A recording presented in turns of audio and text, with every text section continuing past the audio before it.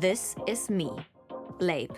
I am 28 years old, I live in Berlin, and about 2 years ago I came out as non-binary. Heute ist der 14.07., Internationaler Non-Binary People's Day. Meaning I don't identify as a man or a woman. I'm an actor for theater and film. My grandfather Buddy was an actor as well. Unfortunately, he passed away in 2015. He loved telling stories, especially about his favorite cousin, Anne Frank. As someone born into a Jewish family, the Holocaust has always been a part of my life. When I was 12, my grandfather gave me Anne's diary. I read it again and again over the years, and each time it showed me something new. He gave a copy to all of his grandchildren. My grandfather often told me and my sister Hannah that we reminded him of Anne and Margot. It never felt right. When I was asked to play Anne Frank in a theater play, I said yes. Having a platform means using my voice where hers was taken away. Liebe Kitty, liebe Kitty, liebe Kitty. Das Ende des Krieges scheint dennoch so entsetzlich weit. Ich muss arbeiten, um nicht dumm zu bleiben, um weiterzukommen, um Journalistin zu werden. Ich tue mir so schwer, mich mit ihr zu vergleichen auf eine Art, weil, ja, also nur weil ich ihre Familie bin, das ist ja irgendwie so Zufall. Ich kann ja nichts dafür, dass ich da so reingeboren wurde. Ich muss irgendwie, das ist ja die Arbeit einer Schauspielerin, meine Persönlichkeit, die Persönlichkeit der Rolle und wie kommt man irgendwie zusammen. Liebe Kitty, ich will nicht umsonst gelebt haben wie die meisten Menschen. Ich will fortleben. Ich muss zwangsläufig Ähnlichkeiten finden zwischen Anne und mir, obwohl ich das immer nie wollte. Du wolltest das nicht? Nee, auf gar keinen Fall. Liebe Kitty, ich suche dauernd nach einem Mittel, um so zu werden, wie ich gerne sein würde und wie ich sein könnte, wenn keine anderen Menschen auf der Welt leben würden.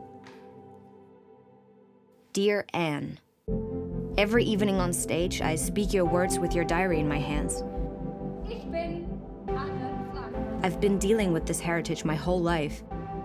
As a non-binary person, I know how crucial it is to fight prejudice and support equality for all. I'll visit the places that shaped you, and I will meet people who are putting your words into action, just as I tried to do. Like you once wrote to Kitty, I will now write to you.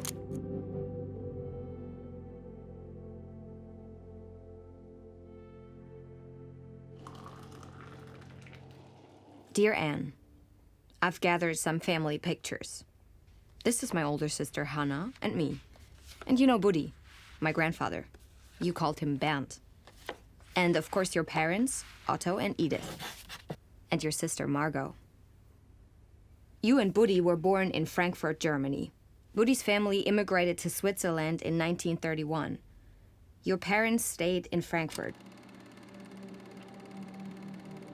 But as anti-Semitism grew with Hitler's rise, they decided to flee in 1933. You became a refugee in the Netherlands, but even there you weren't safe from the Nazis. Desperate to escape deportation, your family went into hiding. But you were discovered, deported to concentration camps where you were killed at just 15 years old. Hallo. Hallo, wie geht's? Gut, und dir? Ich gehe gleich los nach Frankfurt. Bist du nervös? Also ich bin gespannt, was alles kommt. Hello, hello. Wir wissen so viel und wir sind so damit aufgewachsen, aber ich habe auch das Gefühl, es wird Momente geben, wo ich so denke, krass, das wusste ich nicht. Ja, mega spannend. Und dass ich das Gefühl habe, dass Anne Franks Geschichte und ihr Tagebuch so viele Menschen erreicht. Ja, ich weiß, was du meinst. Und trotzdem habe ich aber auch das Gefühl, dass es immer weiter wegrückt von Menschen. Und dass Menschen immer mehr das Gefühl haben, ah ja, das war so, das ist so lange her, das hat nichts mit mir zu tun. Wie kann sie ins Jetzt geholt werden? Ja, und dann zu überlegen, ja okay, das gibt's ja eigentlich irgendwie immer noch. Oder hier gab es so viel Geschichte auch stattgefunden, wo ich jetzt stehe, was mir gar nicht bewusst ist. Ja. Hey, ich muss jetzt, glaube ich, mal langsam gehen. Okay, hey, ich wünsche dir eine ganz gute Reise. Danke. Tschüss. Du auch. Ciao.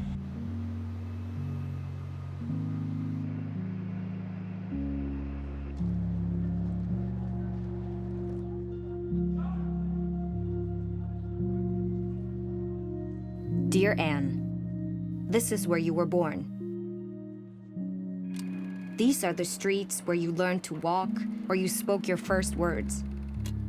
Budi always described you as a lively, strong-willed, and bright little girl. Your first home was on Marbachweg. Look, the little baby tree. It's still there.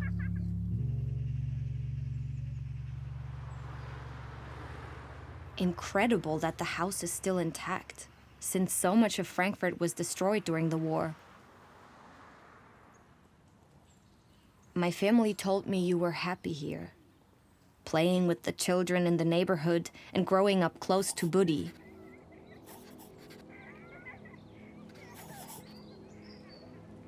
I think for you, those first years were carefree, before the world turned dark. Such a strange feeling to walk into history, basically. It was pretty special to start the journey like that, with knowing that Anne, Margot, and Budi were having a wonderful childhood here in Frankfurt. In 1929, the year that you were born, the world plunged into an economic crisis. Jobs disappeared and people became unemployed and poor. Your family's company, a bank, was hit hard. In 1931, your parents had to move to a smaller, cheaper place, on Ganghoferstraße. I tried to visualize you here, when you were just a toddler, facing an unknown future. Die endgültige Formung seines Charakters hat jeder selbst in der Hand. Anne Frank, 15. Juli 1944. Your writing inspired so many people. Dear Anne, years later, there's a center in Frankfurt devoted to you. As we all know, Anne was born in Frankfurt, and this is where the family history also starts. They inspire young people to take action against anti-Semitism, discrimination, and racism. How are the similarities to what is happening politically now to what happened in history? What can we learn from history? And it's very important to make the people more sensitive about the different variations that anti-Semitism, racism, anti-Muslim racism can show up in today's time. You are a family member of Anne Frank. I'm really curious on how does this feel like? It's still very strange.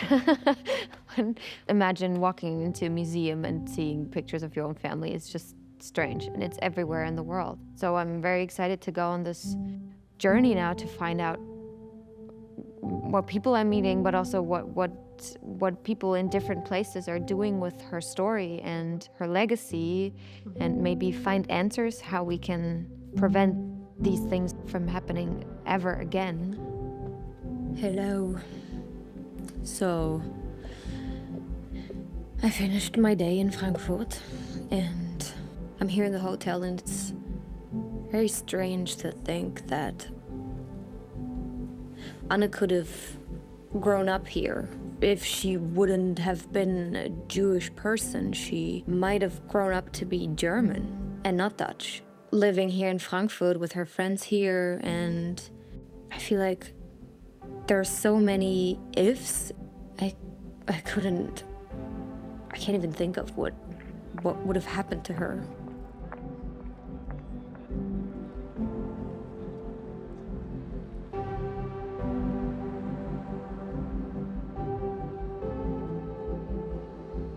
Strange it is to go to these places, to visit these houses and see that this is the start.